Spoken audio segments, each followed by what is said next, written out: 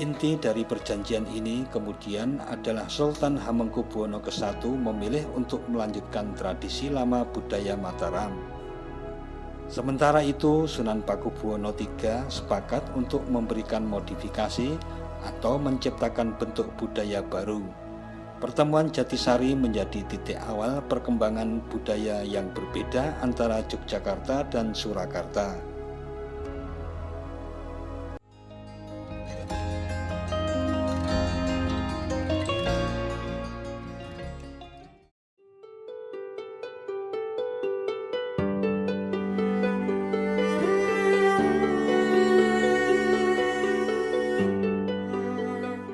Assalamualaikum warahmatullahi wabarakatuh. Mitra DMTV, sejarah mencatat bahwa pada akhir abad ke-16 terdapat sebuah kerajaan Islam di Jawa bagian tengah selatan bernama Mataram. Kerajaan ini berpusat di daerah Kota Gede atau sebelah tenggara kota Yogyakarta saat ini, kemudian pindah ke Kerta, Pleret, Kartasura, dan Surakarta.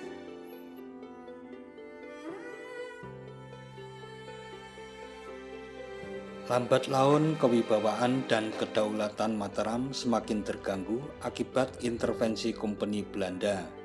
Akibatnya timbul gerakan anti penjajah di bawah pimpinan Pangeran Mangkubumi yang mengobarkan perlawanan terhadap Kompeni beserta beberapa tokoh lokal yang dapat dipengaruhi oleh Belanda seperti Patih Pringgalaya.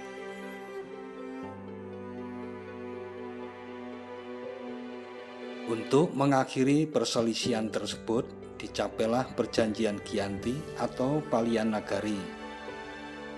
Perjanjian Giyanti yang ditandatangani pada tanggal 13 Februari 1755 menyatakan bahwa Kerajaan Mataram dibagi menjadi dua, yaitu Kasunanan Surakarta Hadiningrat dan Kasultanan Ngayogyakarta Hadiningrat.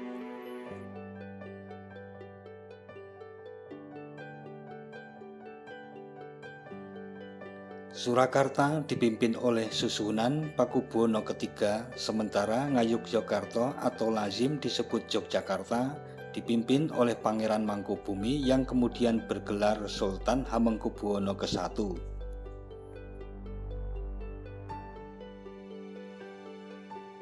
Perjanjian Giyanti ini kemudian diikuti pula dengan pertemuan antara Sultan Yogyakarta dengan Sunan Surakarta di Lebak Jatisari pada tanggal 15 Februari 1755. Dalam pertemuan ini dibahas mengenai peletakan dasar kebudayaan bagi masing-masing kerajaan.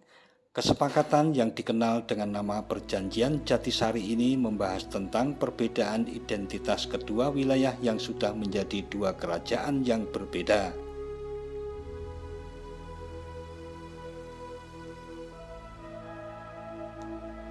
Bahasan di dalam perjanjian ini meliputi tata cara berpakaian, adat istiadat, bahasa, gamelan, tari-tarian, dan lain-lain. Inti dari perjanjian ini kemudian adalah Sultan Hamengkubuwono ke-1 memilih untuk melanjutkan tradisi lama budaya Mataram. Sementara itu, Sunan Pakubuwono III sepakat untuk memberikan modifikasi atau menciptakan bentuk budaya baru. Pertemuan Jatisari menjadi titik awal perkembangan budaya yang berbeda antara Yogyakarta dan Surakarta. Tanggal 13 Maret 1755 adalah tanggal bersejarah untuk Kasultanan Yogyakarta. Pada tanggal inilah proklamasi atau Hadeging Nagari Ngayogyakarta Hadiningrat dikumandangkan.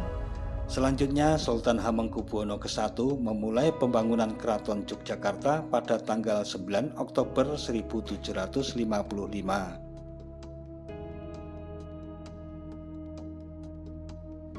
Proses pembangunan berlangsung hingga hampir 1 tahun.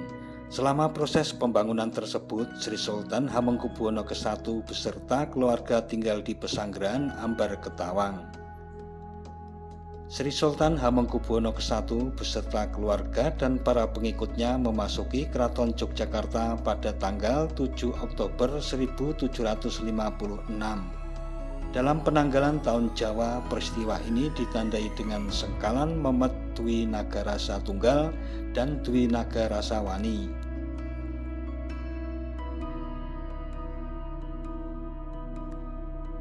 Seiring berjalannya waktu, wilayah Kesultanan Yogyakarta mengalami pasang surut, utamanya terkait dengan pengaruh pemerintah kolonial baik Belanda maupun Inggris.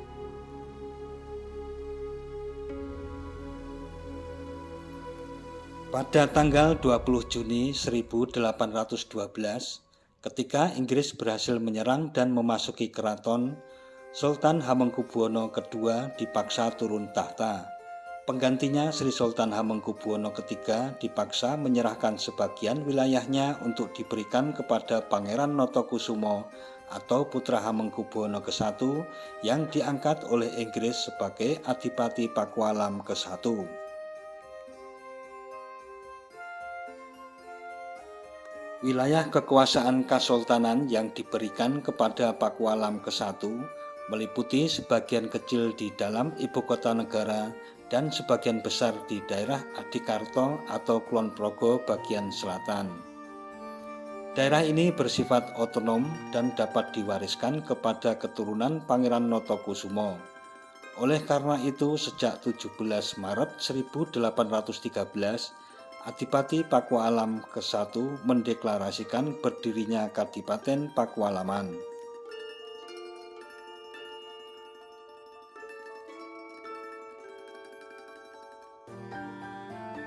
Perubahan besar berikutnya terjadi setelah lahirnya Republik Indonesia pada tanggal 17 Agustus 1945. Raja Yogyakarta Sri Sultan Hamengkubuwono ke-9 segera mengucapkan selamat atas berdirinya Republik baru tersebut kepada para proklamator kemerdekaan.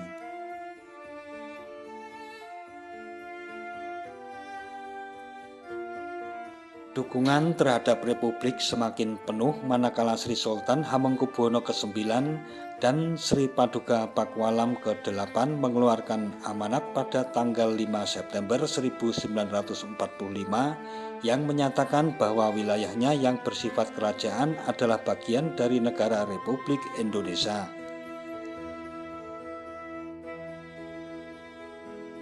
Menerima amanat tersebut, maka Presiden pertama Republik Indonesia, Insinyur Soekarno, menetapkan bahwa Sultan Hamengkubuwono dan Adipati Pakualam merupakan Dwi Tunggal yang memegang kekuasaan atas daerah istimewa Yogyakarta.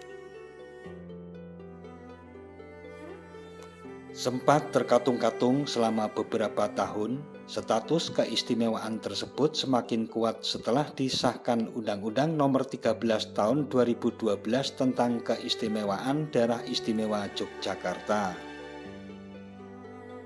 Dengan demikian diharapkan agar segala bentuk warisan budaya di Kesultanan Yogyakarta dan Kadipaten Pakualaman dapat terus dijaga dan dipertahankan kelestariannya.